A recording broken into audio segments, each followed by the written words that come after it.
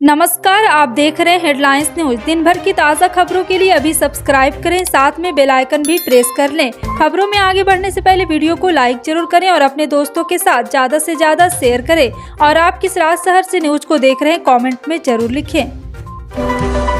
बता दें, संसद के शीतकालीन सत्र के चौथे दिन बिहार से बीजेपी सांसद सुशील कुमार मोदी ने राज्यसभा में शून्यकाल के दौरान 2000 रुपए के नोट का मामला उठाया है। उन्होंने सरकार को इस नोट को बंद करने की अपील की है। सुशील कुमार मोदी ने कहा है कि 2000 रुपये का नोट अब बाजार में दिखाई नहीं दे रहा, ये ATM से भी नहीं निकल रहा। अफवाह है कि ये लीगल टेंडर नहीं रहा। सरकार को अब इसके बारे में स्थिति स्पष्ट करनी चाहिए। बीजेपी राज्यसभा सांसद सुशील मोदी ने कहा है कि जब नोटबंदी हुई तब 500 और 2000 के नोट को तेजी से बदलने के लिए रिमोनेटाइज करने के लिए 2000 के नोट का प्रचलन शुरू किया गया, जिसके और पिछले 3 सालों से RBI ने इस नोट की प्रिंटिंग बंद कर दी है। बड़ी संख्या में 2000 के नकली नोट जब्त किए जा रहे हैं। गुजरात में शपथ समारोह हो रहा है। भूपेंद्र पटेल ने बतौर CM एक बार फिर से शपथ ली। इस समारोह में PM मोदी से लेकर बीजेपी के कई दिग्गज नेताओं ने शिरकत की। बता दें कि गुजरात में बीजेपी को बम्पर जीत मिली है और इस जीत से बीजेपी ने गुजरात में इतिहास रच दिया है। सुप्रीम कोर्ट ने आज दिल्ली एयरपोर्ट एक्सप्रेस मेट्रो मामले में सुनवाई की है और आपको बता दें कि इस दौरान सुप्रीम कोर्ट ने दिल्ली हाई कोर्ट के आदेश को दरकिनार करते हुए आदेश दिया है कि रिलायंस इंफ्रास्ट्रक्चर लिमिटेड ब्याज सहित लगभग 5800 करोड़ रुपए के मध्यस्थता अवार्ड की हकदार है। सुप्रीम कोर्ट ने अटॉर्नी जनरल से कहा है कि वो सरकार से पूछताछ कर बुधवार को तय कर बताएं कि वो इसे इंफ्रा की सहयोगी company Delhi airport metro express private limited को 7200 करोड़ रुपए का भुगतान कब करने जा रही है। केरल से प्रसिद्ध सबरीमाला मंदिर में इन दिनों भगवान अयप्पा के दर्शन के लिए उम्मीद से ज्यादा श्रद्धालुओं की भीड़ पहुंच रही है। भीड़ से निपटने के लिए मंदिर में दर्शन का समय 1 घंटे बढ़ाने का फैसला लिया गया। पहले सबरीमाला सन्निधानम का गर्भगृह 18 घंटे खुला रहता था, इसे अब बढ़ाकर 19 घंटे कर दिया गया है। इसके साथ ही प्रतिदिन आने वाले श्रद्धालुओं की लिमिट भी तय कर दी गई। अब 90,000 श्रद्धालु ही दिन भर में भगवान अयप्पा के दर्शन कर सकेंगे। यह फैसला केरल की सरकार ने लिया है। असम के मुख्यमंत्री हेमंत बिस्वा शर्मा द्वारा दायर मानहानि मामले में दिल्ली के डिप्टी CM मनीष सिसोदिया को राहत नहीं मिली। सुप्रीम कोर्ट ने सिसोदिया की मानहानि मामले को रद्द करने की याचिका पर सुनवाई करने से इनकार कर दिया है। सिसोदिया ने सुप्रीम कोर्ट से याचिका वापस ले ली है। सुप्रीम कोर्ट ने याचिका वापस लेने की इजाजत दे दी है। दरअसल असम के मुख्यमंत्री हेमंत बिस्वा शर्मा द्वारा दायर दिल्ली के डिप्टी CM मनीष सिसोदिया के खिलाफ आपराधिक मानहानि मामले में मुकदमे को रद्द करने की मांग वाली मनीष सिसोदिया की ओर से दाखिल याचिका पर सुप्रीम कोर्ट ने सुनवाई की। केंद्रीय वित्त मंत्री निर्मला सीतारमण ने लोकसभा में प्रश्नकाल के दौरान विपक्ष के सवालों का जवाब दिया। निर्मला सीतारमण ने खासतौर पर रुपये और डॉलर के बदलते समीकरण पर सदन को स्वागत करा है और आपको बता दें कि उन्होंने कहा है कि कांग्रेस के राज में भारत की अर्थव्यवस्था ICU में थी, फ्रेगिल गिव में थी। आज कोविड-19 महामारी, रूस यूक्रेन युद्ध के बावजूद भारत की अर्थव्यवस्था विश्व की तेजी से बढ़ती अर्थव्यवस्था है। जो आरोप लग रहा है वह नियति घट रहा है, अर्थव्यवस्था गिर रही, ये सब आरोप तथ्य है। भारत G20 में विकासशील देशों की आवाज उठाने के संकल्प के अनुरूप विकास कार्य समूह के विचार विमर्श में वैश्विक दक्षिण की अधिक भूमिका का आह्वान करेगा। G20 की भारत की अध्यक्षता के दौरान विकास कार्य समूह समसामयिक चुनौतियों के समाधान के लिए अंतर्राष्ट्रीय संस्थाओं में विकासशील देशों की भूमिका बढ़ाने पर बल देगा।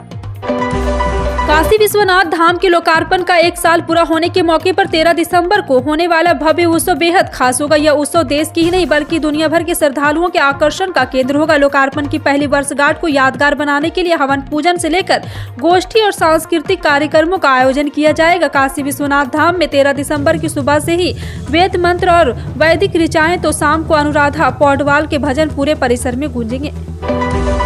गोरखपुर में जल जीवन मिशन योजना के तहत हर घर में पानी पहुंचाने के साथ यह योजना अब ग्रामीण को रोजगार भी उपलब्ध कराएगा। गांव में ही plumber, fitter, electrician, motor mechanic, pump operator और राजगीर मिस्त्री को प्रशिक्षण देकर तैयार किया जा रहा है। 13 लोगों के 6 ट्रेनों में प्रशिक्षित किया जा रहा है। इन्हें प्रशिक्षित करने के साथ साथ सरकार निःशुल्क किट भी दे रही है। सुप्रीम कोर्ट ने सोमवार को कहा है कि वो बिल्किस बानो के मामले में 11 दोषियों को क्षमा करने की याचिका पर विचार करने के लिए गुजरात सरकार से अपने पहले के आदेश की समीक्षा करने की मांग करने वाली की याचिका को सूचीबद्ध करने पर जल्द विचार करेगा। मुख्य न्यायाधीश DY चंद्रचूड़ ने कहा है कि वो तय करेंगे कि सुनवाई कब होगी। बिल्किस ने सुप्रीम कोर्ट के 13 मई के आदेश के खिलाफ याचिका दायर की है।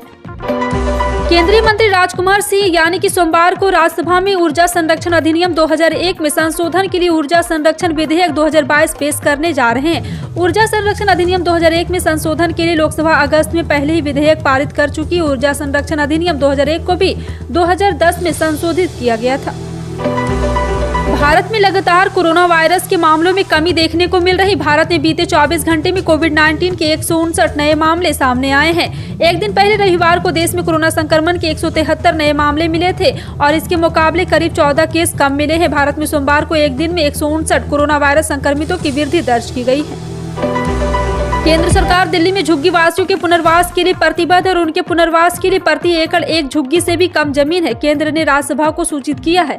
प्रश्नकाल के दौरान पूरक प्रश्नों का उत्तर देते हुए आवास और शहरी विकास मंत्री हरदीप सिंह पुरी ने कहा है कि केंद्र ने पहले ही पात्र लोगों को वैकल्पिक आवास प्रदान किया है, लेकिन कुछ लोगों ने ही फ्लैटों पर कब्जा किया और उनमें से कई अदालत गए हैं।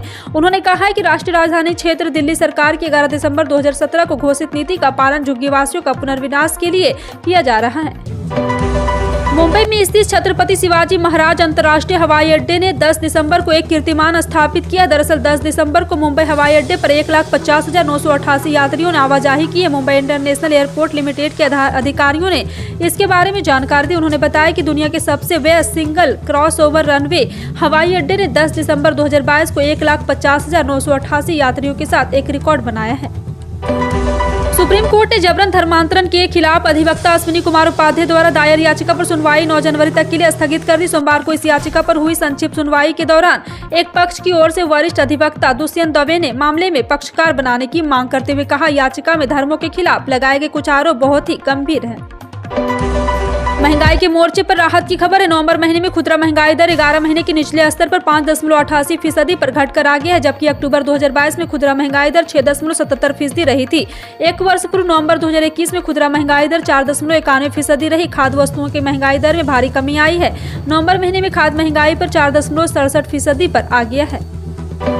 आंध्र प्रदेश राज्य निवेश एवं संवर्धन बोर्ड ने सोमवार को 23,985 करोड़ रुपए की परियोजनाओं को मंजूरी। ताड़ापल्ली में अपने कैंप कार्यालय में मुख्यमंत्री जगन मोहन रेड्डी की अध्यक्षता में समीक्षा बैठक के दौरान परियोजनाओं को मंजूरी दी गई। बोर्ड ने वाईएसआर जिले में स्टील प्लांट स्थापित करने के JSW स्टील लिमिटेड के प्रस्ताव को मंजूरी दे दी है। कर्नाटक की सत्तारूढ़ बीजेपी अपने ही पार्टी के पूर्व नेता और खनन कारोबारी गली जनार्दन रेड्डी की विधानसभा चुनाव से पहले अपनी नई पार्टी बनाने की चर्चा को लेकर चिंतित है। जनार्दन रेड्डी के करीबी सूत्रों ने कहा है कि उन्होंने कल्याण राज्य प्रगति पक्ष नामक एक नई पार्टी गठित करने का फैसला कर लिया। उन्होंने ये भी कहा है कि वो चुनाव आयोग में अपनी पार्टी का पंजीकरण कराने के लिए नई दिल्ली जा रहे हैं। दिल्ली के निजी स्कूलों में 2023 से 24 शैक्षणिक सत्र के लिए प्रवेश स्तर की सभी कक्षाओं का विवरण शुक्रवार तक घोषित होने की उम्मीद है। दिल्ली में 1,800 से अधिक निजी स्कूलों में प्रवेश स्तर की कक्षाओं के लिए दाखिला प्रक्रिया 1 दिसंबर से शुरू हो गई थी। दिल्ली सरकार की शिक्षा निदेशालय ने पिछले महीने एक परिपत्र में कहा है कि आवेदन जमा करने की अंतिम तिथि 23 दिसंबर है। दिल्ली उच्च न्यायालय ने अधिकारियों को ई सिगरेट के निर्माण, बिक्री और वितरण पर रोक लगाने के कानून का अनुपालन सुनिश्चित करने का सोमवार को निर्देश दिया है। मुख्य न्यायाधीश सतीश चंद्र शर्मा की अगुवाई वाली पीठ ने इलेक्ट्रॉनिक सिगरेट और आपको बता दें कि इनके रोकथाम के अधिनियम 2019 को प्रभावी पर लागू करने की समीक्षा करने के लिए अदालत की निगरानी में एक समिति गठित करने का आग्रह करने वाली जनहित याचिका पर विचार करने से इनकार कर दिया। कहा जाता है कि महिलाएं किसी से कम नहीं होती है, वहां हर क्षेत्र में सबसे आगे हमेशा खुद को साबित करते हुए अब भारतीय नौसेना ने महिलाओं को अपनी स्पेशल फोर्स में शामिल करने का फैसला लिया है। मीडिया रिपोर्ट के अनुसार एक अधिकारी ने रविवार यानी 11 दिसंबर को बताया कि नौसेना के इस कदम के बाद महिलाओं को तीनों डिफेंस सर्विसेज से पहले कमांडो के रूप में सेवा करने की अनुमति दी जाएगी। पश्चिम बंगाल के मुख्यमंत्री ममता बनर्जी मेघालय के 3 दिवसीय दौरे पर सोमवार को यहां पहुंची है। वहां जब अगले साल की शुरुआत में होने वाले विधानसभा चुनाव के मद्देनजर पार्टी पदाधिकारियों का मनोबल बढ़ाने के लिए तृणमूल कांग्रेस के कार्यकर्ताओं के सम्मेलन को संबोधित करेगी। टीएमसी के मेघालय इकाई के प्रभारी मानस रंजन भूनिया, प्रदेश इकाई के अध्यक्ष चार्ल्स पिनग्रोप और विधानसभा में विपक्ष के नेता मुकुल संगमा ने ममता बनर्जी का स्वागत किया। भारत की G20 अध्यक्षता में वित्त एवं केंद्रीय बैंक के उप प्रमुख की पहली बैठक कर्नाटक के बेंगलुरु में मंगलवार से शुरू होगी। इस 3 दिन के बैठक से फाइनेंस ट्रैक एजेंडा पर वार्ता की शुरुआत होगी। बैठक की अध्यक्षता वित्त मंत्रालय और भारतीय रिजर्व बैंक संयुक्त रूप से करेंगे। तमिलनाडु में चक्रवात मंडूस के कहर कुछ दिनों बाद भारत विज्ञान मौसम विज्ञान के विभाग ने रविवार को मंगलवार तक दक्षिणी अंडमान सागर में एक ऐसे ही तूफान की आशंका जताई है। इस तूफान में अंडमान और निकोबार 15 दिसंबर को भारी बारिश की चेतावनी भी दी गई है। तमिलनाडु, केरल और कई राज्यों में भी हल्की मध्यम बारिश की संभावना है।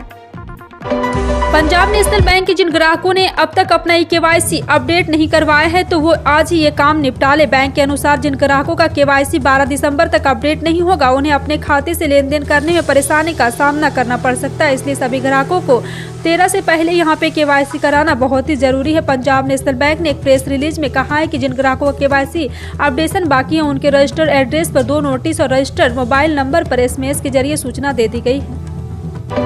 ठीक 15 दिन बाद बीजेपी राज्यसभा सांसद किरोनी लाल मीणा ने यूनिफॉर्म सिविल कोड लागू करने को लेकर राज्यसभा प्राइवेट बिल पेश किया। यानी देश में यूनिफॉर्म सिविल कोड लागू करने के लिए पहला सियासी कदम उठा लिया गया है। प्राइवेट मेंबर बिल के जरिए ही सही बीजेपी ने देश भर में कॉमन लॉ बनाने के लिए वाटर टेस्टिंग शुरू कर दी है। फिलहाल भारतीय सराफा बाजार में 12 दिसंबर को सोने के भाव में गिरावट देखने को मिली। वहीं चांदी के भाव में तेजी आई है। सोने की कीमत 53,000 रुपये प्रति 10 ग्राम के पार ही है। वहीं चांदी का भाव 66,000 रुपये किलो से अधिक है। राष्ट्रीय स्तर पर 999 शुद्धता वाला 24 कैरेट के 10 ग्राम सोने की कीमत 53,898 रुपये है, जबकि 999 शुद्धता वाला चांदी की भाव 66,770 रुपये पर गिरा। इन सभी खबरों पर क्या कहना है कमेंट सेक्शन में टाइप करके जरूर बताएं। इसी तरह की पल पल की अपडेट जानने के लिए जुड़े रहें आप अपने हेडलाइंस न्यूज के साथ। मिलते हैं अगली बड़ी खबर में, तब तक के लिए जय हिंद।